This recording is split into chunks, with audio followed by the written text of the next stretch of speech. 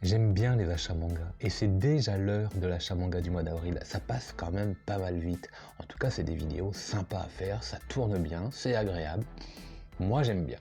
Alors, il n'y aura pas d'effets sonores, il n'y aura pas d'effets spéciaux, pas de montage. Non. Mais je suis là. En vrai, en réel, authentique.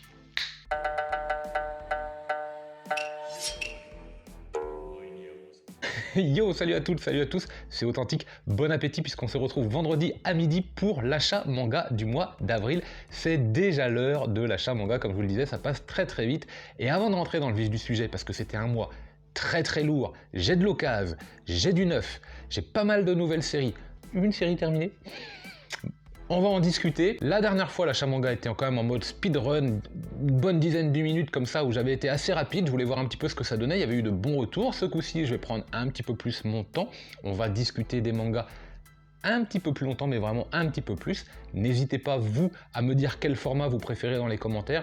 Est-ce que vous préférez un format court où ça dépote? Est-ce que vous préférez un format long? Deuxième point, la chaîne aura bientôt son anniversaire début juin, et j'avais envie, en plus que je vais vous proposer une petite vidéo où, vous le savez, au mois de juin, et ça c'est un truc que j'ai toujours fait, je change un petit peu mes mangas de place, donc je vide mes étagères et je re-remplis, on fera ça ensemble, mais il y aura une vidéo consacrée à une petite fac, donc j'ai eu pas mal de questions sur le Discord, un bon paquet. Allez-y là aussi, vous pouvez m'écrire, vous pouvez poser vos questions soit directement à l'adresse mail présente dans la description, soit évidemment dans les commentaires. Je vous remercie d'avance. Allez, on y va pour l'achat manga. Il s'agit directement de 4 mangas et d'un coffret de Bizarre Adventure. J'ai mis la main sur le coffret alors qu'il est assez onéreux, il est quand même à 50 €, sauf que je l'ai acheté 8 €. L'équivalent de 8 € puisque j'ai dépensé les avoirs que j'avais sur mon compte fidélité de la boutique où je vais habituellement. Et donc, il m'est revenu à 8 €, ce qui est plutôt sympathique. On a un coffret relativement solide, donc c'est le coffret Bizarre Adventure, par l'auteur bien sûr de Jojo et de ses 130 volumes. On va en reparler d'ailleurs de Jojo sûrement, peut-être. Et donc vous avez comme ça 4 tomes, Under, Exécution Under, Jailbreak, Magical BT, Bao et Irene, je crois, quelque chose comme ça. Vous avez des épaisseurs diverses, mais moi la bonne surprise, parce que je les ai lus, alors on va en parler pendant les mangas voraces, si vous découvrez la chaîne, les mangas voraces, c'est les bilans lecture tous les mardis à midi, si vous n'avez pas envie de les rater, ding ding. Et j'ai été surpris parce que je m'attendais à des one-shots, mais des histoires complètes. Alors ce sont des histoires complètes, mais des recueils. Ce sont des histoires courtes à l'intérieur et c'est vraiment très sympa. Je m'attendais pas à ça. Donc c'est une très bonne surprise. J'avoue que c'était un achat un petit peu compulsif. Je trouvais l'objet très beau et je pensais bien que ça allait me plaire, mais pas à ce point-là. Vite fait, comme ça, côté goodies, j'ai mis la main sur le coffret des badges de My Hero Academia et Jujutsu Kaisen. Alors il fallait acheter, je crois, un tome de Jujutsu Kaisen et un tome de My Hero Academia. Je ne fais pas My Hero Academia, mais c'était l'occasion de l'offrir. Et d'ailleurs, j'ai offert ce coffret, celui-ci là, avec My Hero Academia. Voilà, là il est là pour vous le présenter, mais en fait, il est déjà plus à moi.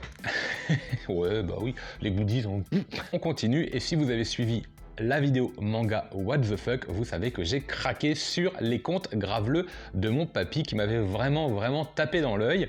C'est chez Akata, c'est un gros volume parce qu'en fait ça reprend 3 mangas et c'est du gag manga. Donc n'allez pas y voir une histoire complète, ce sont plusieurs petites histoires, voire des histoires très courtes où un papy raconte une histoire à son petit-fils pour s'endormir, sauf que ce papy est complètement pété du ciboulot et ça nous donne un décalage incroyable entre la réalité du conte et les situations qu'il y a dans l'histoire que raconte le papy. C'est marrant, ça marche, à lire d'une traite c'est un peu fatigant, je vous le cache pas parce que c'est relativement répétitif, mais c'est très sympa. C'est le genre de manga très popcorn, what the fuck même pour le coup, que j'affectionne, que j'aime bien lire parce que je me laisse complètement aller. Toujours dans les gros formats, Adabana, chez Kana Collection Big Kana, donc c'est le premier tome sur 3, et celui-là m'a glacé le sang, c'est un thriller, et il est palpitant, mais stressant et étonnamment bien scénarisé.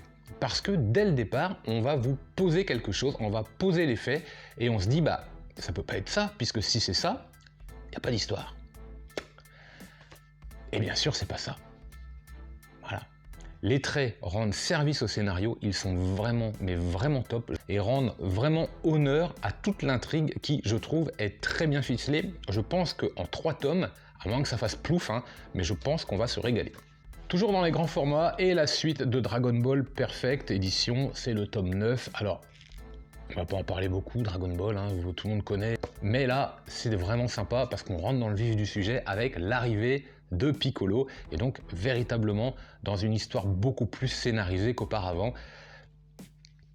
Cool. On continue maintenant avec une nouveauté du mois chez le Lézard Noir et la boîte lumineuse. Alors la boîte lumineuse est très sympa à lire, c'est un petit one-shot très agréable, très fluide dans son histoire. J'en parlerai très bientôt également, mais vite fait comme ça, la boîte lumineuse c'est une supérette, ouvert H24 comme il y en a beaucoup au Japon, hein, donc un convenience store. Et en fait, ça fait la passerelle entre le monde des vivants et le monde des morts. Et les acheteurs, les clients de cette supérette sont potentiellement des êtres en fait qui vont basculer d'un monde à l'autre. Ils sont un peu entre la vie et la mort et errent à l'intérieur de ce combini avant de se décider, avant de savoir un petit peu comment va évoluer leur sort. Voilà. Alors maintenant, on va attaquer chez Vega Dupuis un tome 11 de Peleliu, une histoire qui se termine. Et Peleliu, ça fait partie des mangas que j'aimerais absolument avoir dans ma mangatech, quoi qu'il arrive. Ce manga était criant de vérité, simple, efficace, terrible, gai, triste, cruel, violent, c'est la guerre, humain en vérité, humain, et il se termine avec mes brios, génial. Si vous hésitez encore à prendre Peleliu, bah allez voir ma vidéo, mais non, mais achetez-les, et puis voilà, c'est bon, terminé, on n'en parle plus. C'est vraiment excellent. Avant d'attaquer les nouveautés, je vais vous parler un petit peu de l'occasion que j'ai fait. Bientôt, il y a un coffret Jojo qui va sortir de la saison 5. Si je dis pas de bêtises, c'est la 5, 17 tomes de Golden Wing. On est d'accord. Donc automatiquement, qu'est-ce qu'on a retrouvé sur Vinted? Bah les tomes à l'unité. Est-ce que j'ai envie d'un coffret de 17 tomes que je vais pas savoir où ranger et en plus qui risque de pas passer sur mes étagères? Non. Est-ce que j'aurais eu envie des covers mauves pour faire la continuité? Peut-être. Mais à la limite, on s'en fiche. Et donc, j'ai fait l'acquisition sur Vinted des 17 tomes de la saison 5 de Golden Wing, puisqu'il me restait encore un peu d'argent sur le porte-monnaie Vinted. J'en ai profité, je me suis dit, il est temps de surveiller si cette saison 5 ne va pas apparaître en tome à l'unité, et donc j'ai mis la main sur la saison intégrale. Il me manque donc que la 4 et la 8 que j'ai jamais commencé. Vite fait, je l'ai eu pour 70 € au lieu de 120 et quelques à l'état neuf, donc c'est vraiment très très correct. Et comme je vous dis, j'ai utilisé mon porte-monnaie, donc... Alors maintenant, on va attaquer les nouveautés. Alors pas les nouveautés que j'ai fait dans le mois d'avril, mais les nouveautés que j'ai découvertes dans le mois, mais qui ne sont pas des sorties du mois. On démarre avec Insomniac chez Soleil Manga. Donc Insomniac va nous raconter la vie de deux jeunes étudiants qui se retrouvent avec une sorte de maladie. Ils sont insomniaques, ils n'arrivent pas à dormir, et donc quand ils sont à l'école, ils essayent de se retrouver, enfin de trouver un lieu pour dormir, et justement, ils vont se retrouver dans le club d'astronomie qui possède une salle, qui possède un télescope, tout ça, enfin bref, c'est assez incroyable. Et l'histoire est très douce, très lente, très fraîche, très posée. Évidemment, des sentiments pour nos deux jeunes héros vont apparaître, ça semble inévitable, d'autant plus que chacun, quand il est avec l'autre, semble s'apaiser et enfin trouver le repos et le sommeil.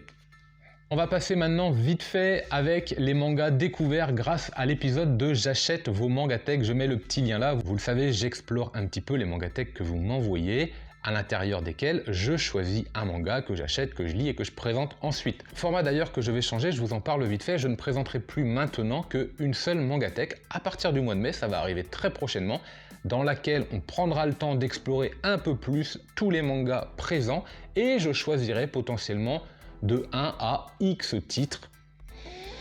On verra, rendez-vous très très bientôt. L'Éden des sorcières, c'était la mangatech d'Edil d'Or, je crois très très bon l'Éden des sorcières, je me suis régalé à la lecture de ces titres un peu ghibliesques, un petit côté Atelier des sorciers, un petit côté Magus of the Library, peut-être un tout petit peu moins riche dans la qualité du dessin et dans tout l'univers détaillé, mais c'est très très agréable, il y a beaucoup de mystères à l'intérieur de ces tomes et c'est vraiment palpitant, j'attends le tome 3 avec une grande impatience. J'aime beaucoup Shuzo Oshimi, donc j'avais également choisi, je ne sais plus chez qui, Les Fleurs, peut-être Fiona, je sais plus trop, mais allez voir la vidéo évidemment. Les Fleurs du Mal, je pense que c'est pas le meilleur manga de Shuzo Oshimi. Peut-être qu'il faudrait commencer par une autre série, en tout cas si cet auteur vous intrigue, n'hésitez pas à vous renseigner parce qu'il est vraiment captivant, il est un peu dérangeant également, et moi je passe un bon moment de lecture à chaque fois parce que il y a quelque chose qui se passe à la lecture. Hop, ça c'était chez Mangabimou featuring Waddle 26. Cigarette and Cherry, il y a pas mal de situations cocasses. Elle est plutôt mature, plutôt sereine, c'est manifesté par ses attitudes, le fait qu'elle soit en train de fumer comme ça. C'est assez rigolo, c'est un format qui est court et je pense que je vais vraiment bien m'amuser sur la lecture complète de la série. On verra ce que ça donne par la suite. La grosse claque reçue, mais c'est même plus une claque, c'était un direct, c'était un uppercut. Le crochet avec Ashita Nojo et cette œuvre véritablement sociale plus que sur la boxe. J'en ai beaucoup parlé là aussi sur un manga vorace. Je vous invite vraiment à aller voir mon avis si ce manga vous intrigue. C'est un vieux manga des années 70 qui dresse vraiment le décor de la société japonaise après la guerre, dans la rue. Comment c'était difficile de vivre, de survivre. Il fallait se battre au sens propre comme au sens figuré, ne faire confiance à personne. Ça m'a mis une grosse claque. Toujours dans J'achète vos mangatech, le Echoes découvert, très bon Echoes du Kei Sambe avec un thriller qui s'installe petit à petit. J'ai bien envie de découvrir la suite. Ce sera pas pour tout de suite, mais j'ai passé un excellent moment d'un auteur dont on ne parle plus trop et pourtant qui est très bon à lire. Un peu encore dans le médiéval fantastique, un petit peu côté RPG, un petit peu JDR, un peu sorcière, l'atelier des sorciers. J'ai adoré découvrir le tome 1 de l'Atelier des Sorciers, c'est chez Pika. On est à 9 tomes actuellement, donc il va falloir que je rattrape pas mal mon retard, parce que ça, c'est une série que je vais suivre et que je prends vraiment beaucoup de plaisir à découvrir. J'aurai pas les tomes collector, mais c'est pas grave. Hop, maintenant, on va passer aux nouveautés du mois. Donc les tomes 1 qui sont sortis dans le mois et dont j'ai fait l'acquisition, et finalement, il y en a pas mal. On commence avec du gros shonen et Sakamoto Days, c'est chez Glénat.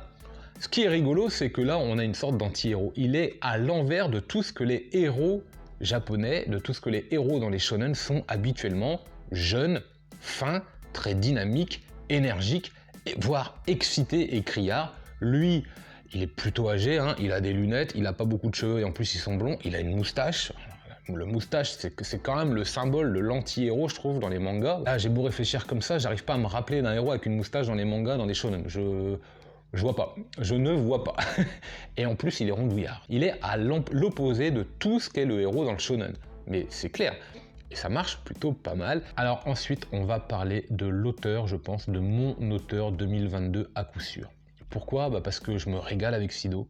Et que là, coup sur coup, on a eu le droit à Black Box chez Pika et Soul Keeper tome 1 et 2 chez Panini Manga. Alors ce sont des histoires courtes, je crois que c'est 6 et 8 tomes, je sais plus lequel est lequel, mais je crois que c'est 6 ou 8 et 10, enfin c'est relativement court. Là, ce que je vais faire, c'est que je vais rien dire. Je vais rien dire parce que dans les mangas voraces à venir, mardi et mardi suivant, je vais en parler, donc je vous laisse la surprise. Mais j'ai envie de dire, mon silence veut tout dire.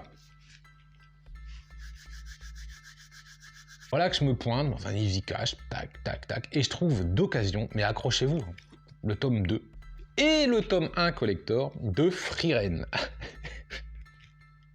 Non mais c'est pas possible, à 4 € pièce. Hein. Je les ai pris, bien sûr, je ne savais pas, j'hésitais, est-ce que je fais la série ou pas. Je sais que Ed le fou m'a pas mal influencé pour faire la série, j'ai fini par craquer. Pourquoi je dis qu'il m'a pas mal influencé ? Parce qu'il a sorti une vidéo excellente, et franchement, si vous n'avez pas vu cette vidéo, je vous la mets en lien parce que c'est à voir. Moi, j'attends qu'une chose sur cette vidéo-là, c'est de voir que Kiyun l'a vu. Alors, si vous connaissez Kiyun, si vous répondez, si quelqu'un peut influencer, et leur dire d'aller voir cette vidéo, parce que franchement, ça vaut le détour. Ça vaut le détour. Frieren, moi, j'en parle pas, je l'ai pas lu, donc si vous avez envie de savoir de quoi ça parle, hop. Bon, attendez la fin quand même, hein. Attendez la fin, restez là. Alors maintenant, on va passer dans tous les tomes dont je continue les séries. Donc on démarre tout de suite avec Shangri-La, tome 4, avec ce manga qui va parler un petit peu d'heroic fantasy, de jeux vidéo, un petit peu RPG, un petit côté JDR. C'est plutôt pas mal, ça marche bien, d'autant que dans ce tome-là, on va exploiter un petit peu la notion de bug. J'ai beaucoup aimé, moi j'avais l'impression de me retrouver un petit peu dans un jeu Ubisoft. Avec du Assassin's Creed, d'ailleurs il n'y a pas très longtemps, j'étais sur du Valhalla, Assassin's Creed Valhalla, j'étais sur une quête, alors c'était un mystère à résoudre, et il fallait que je balance des provisions en haut d'une montagne, sauf